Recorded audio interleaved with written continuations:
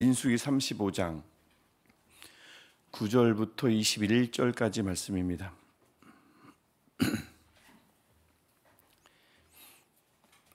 민수기 35장 9절부터 21절까지 말씀.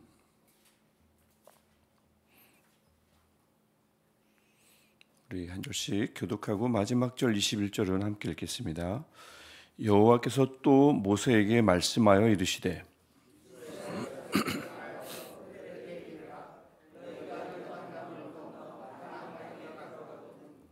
너희를 위하여 성읍을 도피성으로 정하여 부지 중에 살인한 자가 그리로 피하게 하라.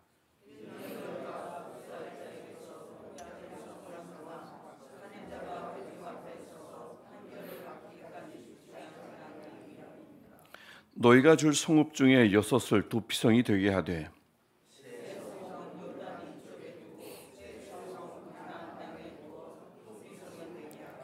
이 6성읍은 이스라엘 자손과 타국인과 이스라엘 중에 고려하는 자의 도피성이 되리니 부지 중에 살인한 모든 자가 그리로 도피할 수 있으리라.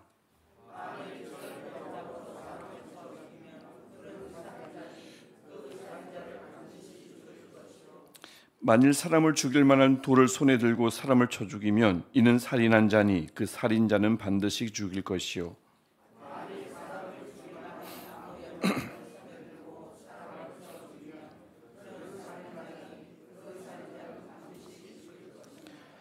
피를 보복하는 자는 그 살인한 자를 자신이 죽일 것이니 그를 만나면 죽일 것이요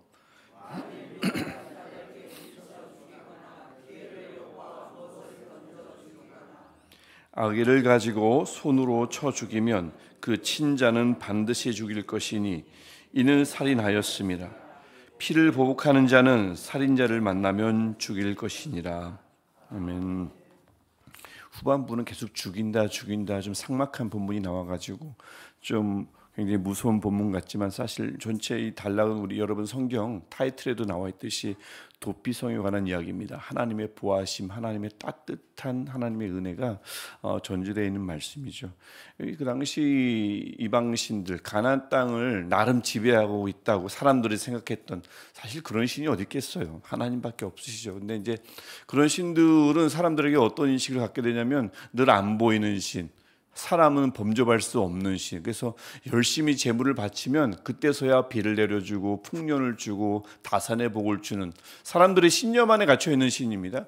그런 신이 전부였죠. 근데 진짜 이 실제 신이신 하나님은 전혀 다른 모습을 보이죠. 애굽 땅에서 이스라엘 백성을 인도하시고 보호하시고 먹이시고 또 땅도 일일이 다 개입하셔서 다 골고루 나눠주시고, 오늘은 또 혹시나 그 이제 가나안 땅에 들어갔을 때 이스라엘 백성이 또 어떤 예기치 못한 큰 어려움에 봉착할까봐 또 그런 일들이 분명히 비일비재할 수 있기 때문에 하나님이 그곳에 강력하게 개입하시는 사건이 바로 도피성 이 제도를 제정하시는 이 장면입니다.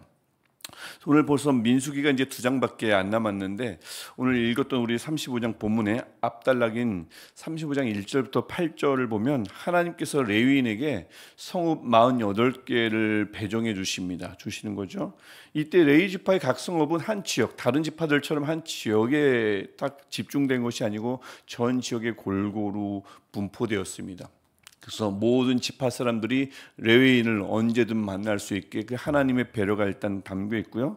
근데 그 중에 6개의 성읍을 도피성으로 삼았다고 오늘 본문에도 나오고 6절도 보면 그 48개 성읍을 정하면서 6개 저기에 할 도피성으로 6성읍이요라고 되어 있죠. 6성읍을 도피성으로 삼았습니다.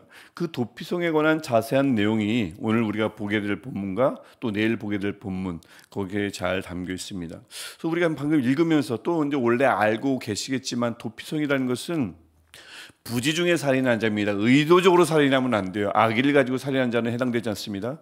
부지 중에 살인한 자가 복수할 자, 12절에 보면 복수할 자라고 되어 있죠. 히브리어로 고엘입니다. 즉 살해당한 자의 가족이나 친척을 말합니다. 이 복수할 자, 고엘의 보복을 피해서 회중 앞에서 율법에 따른 판결을 받기 전까지 안전하게 피할 수 있도록 주신 것, 마련된 성읍이 바로 도피성입니다. 그래서 율법에 따른 판결을 받으려면 율법을 아는 자들이 있어야 되는데, 그러니까 레위인 성업을 도피성으로 삼은 것입니다. 왜냐하면 신명기 31장 9절부터 13절을 보면 모세가 율법을 써가지고 레위 자손 제사장들과 그 다음에 이스라엘 모든 장로들에게 주면서 가르치게 했다는 장면이, 모습이, 내용이 신명기 31장 9절부터 13절에 나오기 때문입니다. 그러니까 레위인의 성업 중에서 일부가 도피성이 되어야, 누군가 그쪽으로 피신하면 율법을 보관하고 있고 가르칠 수 있는 자들, 레위인들이 있는 곳이 레위인들이 그곳에 있으니까 그들로 말미암아 판결을 받을 수가 있었던 것입니다. 그래서 레위인의 성업을 도피성으로 세울 수밖에 없었던 거죠. 그래서 이 도피성은 가만히 보면 서두에도 잠깐 제가 언급했지만 하나님께서 이스라엘 백성 사이에 일어나는 특별한 사건, 아주 불행한 사건입니다. 살인 사건이잖아요. 고의든 아니면 뭐 고의가 아니든 어쨌든 불행한 사건입니다. 이 불행한 사건 속에 하나님께서 아주 깊이 개입하셨다는 그 증거가 바로 도피성입니다. 여러분, 지금 이 민수기 시대는 지금으로부터 적어도 3,500년 전 시대입니다. 고대 사회요, 일종의 원시 시대입니다. 당시에, 그래서 그 원시 시대에 눈에는 눈, 이에는 이, 지금으로 보면 굉장히 원시적인 법이지만 그 당시로 돌아가 보면 이 법이야말로 굉장히 합리적이고 신사적인 법인 것입니다. 대단한 법이에요. 당시는 어떤 시대냐면 한 대를 맞으면 분노가 치밀잖아요. 그럼 세 대, 네 대를 때려도 당연한 시대입니다. 그런 시대에 눈에는 눈, 이에는 이 정도만 해도 한 대 맞았으면 한 대만 때리라. 이 법이 굉장히 신사적인 제도라고 할 수 있는데, 오늘 우리 도피성은 그것을 훨씬 뛰어넘는 고차원적인 제도라고 할 수 있겠습니다. 다른 것도 아닌 내 가족이 죽었다고 생각해 보십시오. 한 대를 맞은 정도가 아니라 내 가족이 죽었어요. 그럼 실수냐 고의냐, 이게 뭐가 중요하겠어요? 그 가족들이, 피해자의 가족들이 복수할 자, 고엘이 복수심에 불타겠죠. 그러면 살인자 가족들을 모두 몰살하고도 모자라서 그 동네 사람들을 다 죽이고도 남는 시대입니다. 실제로 창세기 34장을 보면 야곱의 딸 디나가 세겜 땅 추장의 아들 세겜이 욕을 보입니다. 디나를 욕보입니다. 그럴 때 시므온과 레위가, 그 오빠가 어떻게 했습니까? 기억나시는지 모르겠어요. 세겜 땅 그 모든 남자를 죽였습니다. 모든 남자라고 합니다. 디나를 욕보였을 뿐, 죽인 것도 아니에요. 욕보였을 뿐인데, 물론 죽인 것과 마찬가지죠. 하지만 창세기 34장을 보면 그 세겜 땅 모든 남자를 죽였다고 합니다. 한 대 맞았는데 한 수천 대 때린 겁니다. 인간의 복수심은 원래 통제에 불과한데, 특히나 3,500년 전 당시는 더욱 광범위했고 통제 불가능했던 시대인 거죠. 하나님께서는 바로 이런 파괴적인 복수를 미연에 막기 위해서, 방지하기 위해서 도피성 제도를 하나님의 백성, 그 백성 안에 친히 주신 것입니다. 그래서 가만히 보십시오. 보면 도피성은 부지 중에 살인한 자만을 위한 피난처가 아닌 겁니다. 복수하려는 자가 더 큰 죄에 빠지지 않도록 미리 막아주는 울타리 역할을 했던 것이 도피성인 거죠. 그러니까 살인한 자도 보호하고 또 복수할 자 고엘도 보호하게 하는, 두 가지, 양쪽을 다 보호하는 제도라고 볼 수 있는 것입니다. 보호하심의 은혜가 양측에 다 필요했다. 하나님께서는 그 은혜를 양측에 다 주고 계신 것이죠. 살인한 자만 보호하는 것이 아닙니다. 가만히 보면 고엘도 보호받잖아요. 더 큰 범죄를 저지르지 않을 수 있습니다. 막 온 그 마을의 모든 남자를 죽이지 않도록 막아놓으시니까 그렇죠. 그런데 이 은혜의 도피성이 하나만 있으면 어떡하죠? 성읍이 하나만 있으면 너무 멀잖아요. 그래서 그러면 그 도피성으로 찾아가다가 중도에 보복당할 수 있죠. 그래서 도피성이 6개입니다. 그리고 그 위치가 14절에 나오는데, 우리가 읽었던 본문 14절을 보시면 새 성읍은 요단 이쪽, 요단 동편을 말합니다. 새 성읍은 가나안 땅, 요단 서편을 말합니다. 가나안 땅에 두어 도피성이 되게 하라. 6개를 이쪽과 이쪽에 3개를 골고루 배치를 했습니다. 그렇게 고르게 분포되어야 누구든 신속하게 도피성을 찾아갈 수 있기 때문에 그렇습니다. 하나밖에 없거나, 그래서 한 곳에 어느 곳에 치중되어 있으면 멀리 떨어지는 곳은 거기 찾아가다가 죽지요. 그래서 하나님께서는 단지 제도를 마련하셨을 뿐만 아니라 이 제도가 효율적으로 적용될 수 있도록, 잘 작동할 수 있도록 거리와 접근성까지 세심하게 친히 배려하셔서 개입하신 것을 볼 수가 있죠. 그래서 이렇게 세심하게 배려된 도피성의 은혜를 누릴 대상은 누구겠습니까? 15절에 나오는데요. 15절 보시면 이스라엘 자손과 타국인 이스라엘에 거류하는 자가 대상입니다. 이스라엘만이 아니고요. 여기 말하는 타국인과 거류하는 자는 그냥 모든 이방인을 말하는 것은 아닙니다. 이스라엘에 거하는, 이스라엘 안에 있는 이방인을 의미하는 것입니다. 어쨌든 이스라엘 안에만 있으면 이방인이라 하더라도 동등한 보호를 하나님께서 제공하셨다는 것입니다. 하나님의 은혜는 그러니까 이렇게 벌써 오래전부터 폭넓게 열려 있었어요. 이방인들까지도 하나님의 그 보호하심 은혜 아래 거할 수 있도록 하나님께서 제도적 장치를 마련해 주신 것입니다. 늘 우리가 편협하고 우리가 늘 좁은 거지, 우리 마음이 좁은 거지, 하나님의 품은 늘 넓었고 늘 하나님은 광대하셨습니다. 지금도 광대하시고요. 하지만 이 하나님의 큰 은혜에는 늘 단서가 하나 있습니다. 오늘 본문이 그렇습니다. 어디까지나 이 도피성 제도는 누구에게만 해당됩니까? 고의성이 없는 살인자에게만 해당되는 제도입니다.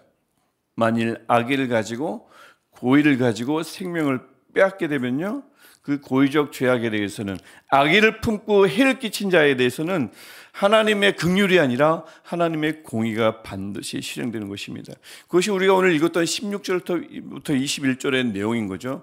철연장, 우리가 읽었으니까 빠르게 넘어가면, 철연장, 죽일 만한 돌과 나무를 들거나 손으로 사람을 죽일 때 미워하는 마음으로 죽이고 악의를 가지고 죽일 경우, 사람의 생명을 앗을 경우 피를 보복하는 자, 고엘, 이 고엘에 의해서 반드시 죽임당하도록 해놓았습니다. 악의를 품은 고의적 범죄에 대해서 하나님은 긍휼이나 은혜를 베푸시지 않는 것입니다. 대신 공의와 심판을, 공의적 심판을 보이시는 분이 우리 하나님이신 거죠. 그래서 결국 도피성 제도는 하나님의 긍휼도 나타나지만 하나님의 공의도 담겨 있고요, 하나님의 자비도 있지만 하나님의 정의도 동시에 살아있는 굉장히 복합적인 사실은 균형을 이룬 은혜의 제도라고 할 수 있겠습니다. 그래서 오늘 이 도피성 말씀을 통해서 내일도 좀 더 보겠지만, 우리에게 이 도피성에 관한 말씀은 도피성에 담겨 있는 중요한 의미를 우리에게 말씀하고 있습니다. 다시 한번 되새기게 하기도 하고요. 도피성은 6개가 골고루 퍼져 있다고 했습니다. 우리를 보호하시는 하나님 역시 결코 멀리 계시지 않다는 것입니다. 언제든 달려갈 수 있습니다. 오늘처럼 말이죠. 그리고 도피성은 이스라엘 안에 이방인에게 활짝 열려 있습니다. 그 은혜가 말입니다. 그래서 하나님의 나라 안에만 있다면 누구든 그 품 안에서 보호받을 수 있음을 우리에게 알려주고 있습니다. 오늘도 마찬가지인 것입니다. 다만 한 가지 분명한 조건이 있다고 그랬죠. 단서가 있었습니다. 조건이 있었습니다. 도피성이 고의적 죄를 짓는 자를 위한 피난처는 아니라는 것입니다. 고의로 악을 행하려는 마음, 고의로 타인에게 해를 끼치는 마음, 또 실제 끼친 행위들, 악의를 품은 채 타인에게 상처를 준 것들, 이것들은 자동적으로 하나님의 보호를 받는 대상이 될 수 없습니다. 이것은 반드시 회개해야 하고요, 그렇지 않으면 하나님의 보호를 받기는커녕 하나님의 공의적 심판의 대상이 될 뿐입니다. 그래서 이것은 굉장히 오늘날도 마찬가지인 것이죠. 우리가 일부러 누군가에게 해를 끼치려 하지 않았는데 그것이 해가 될 때, 이것은 하나님의 긍휼과 하나님의 보호하심의 대상이 되지만, 악의를 가지고 내가 괴롭혀야겠다, 내가 저를 실추시켜야겠다, 저를 못 살게 굴어야겠다 라고 하면서 악의를 가지고 해를 끼칠 때는 보호하심의 대상이 아니라 반드시 회개해야 하고, 그래서 얼른 하나님 앞에 엎드려야 할 아주 중대한 일인 것입니다. 그래서 이 도피성은 아까도 말씀드렸듯이 단순히 죄인만을 위한 또 도피처가 아니라고 말씀드렸습니다. 복수의 악순환을 막기 위한 하나님의 예방적 보호하심의 증거이기도 했습니다. 간절히 소망하는 것은 이 도피성, 하나님의 보호하심을 누릴 수 있는 도피성 어디일까요? 저는 우리 교회가 되길 소망하고요, 교회뿐만 아니라 도피성은 가까워야 합니다. 여러분의 가정도 도피성이어야 합니다. 도피성은 곳곳에 있어야 합니다. 여러분의 일터도 도피성이 될 수 있어야 함을 믿습니다. 그래서 우리 교회, 작게는 여러분이 속한 구역, 또 각자의 가정, 일터가 주님의 보호하심이 넘치는 도피성이 되기를 축복합니다. 그곳에 얼른 찾아가면 억울한 마음이, 상처받은 마음이 다시 숨을 돌릴 수 있는 회복을 맛보게 되고요. 좀처럼 사라지지 않는 안갚음하려는 마음, 악의, 앙금, 이것이 도피성을 통해서 그 안에서 주님의 은혜 안에서 다스려져서 사라지는 그 은혜가 여러분의 교회, 우리의 교회, 여러분의 가정, 일터 안에서 늘 충만하기를 축복합니다. 그래서 우리가 속한 모든 삶의 자리, 도피성이 곳곳에 있었던 것처럼 언제든 그 하나님의 보호하심을 누렸던 것처럼 우리가 속한 모든 삶의 자리에서 하나님의 보호하심을 곳곳에서 날마다 경험하는 저와 여러분 되시기를 주님의 이름으로 축복합니다. 기도하겠습니다. 하나님, 오늘도 일상 속에서 우리가 때로는 억울함과 답답함으로 흔들릴 때 주님께 피할 수 있는 은혜의 도피성을 오늘도 우리에게 보여주옵소서. 우리 교회와 또 우리 가정, 그리고 내가 속한 크고 작은 공동체가 상처 입을 때마다 그 자들을 품고 때로는 내 의도와 상관없이 복수심과 악의가 생길 때마다 그것이 다스려지는 주님의 피난처, 도피성이 되게 하여 주옵소서. 그래서 우리가 그곳으로 향할 때마다, 그곳에 있을 때마다 하나님의 공의와 자비가 함께 흐르게 하시고 진정한 회복이 시작되는 도피성의 은혜를 우리 모두가 경험하게 하옵소서. 예수님의 이름으로 기도합니다. 아멘. 하늘에 계신 우리 아버지, 아버지의 이름을 거룩하게 하시며 아버지의 나라가 오게 하시며 아버지의 뜻이 하늘에서와 같이 땅에서도 이루어지게 하소서. 오늘 우리에게 일용할 양식을 주시고 우리가 우리에게 잘못한 사람을 용서하여 준 것 같이 우리 죄를 용서하여 주시고 우리를 시험에 빠지지 않게 하시고 악에서 구하소서. 나라와 권능과 영광이 영원히 아버지의 것입니다. 아멘. 오늘도 우리 삶 속에 친히 강권적으로 개입해 주셔서 우리를 보호하시고자 원하시는 하나님 앞에 우리 간절히 기도하시겠습니다. 하나님, 오늘도 우리를 일깨워 주시고 하루를 주실 뿐만 아니라 말씀을 보게 하시며 찬양하게 하시고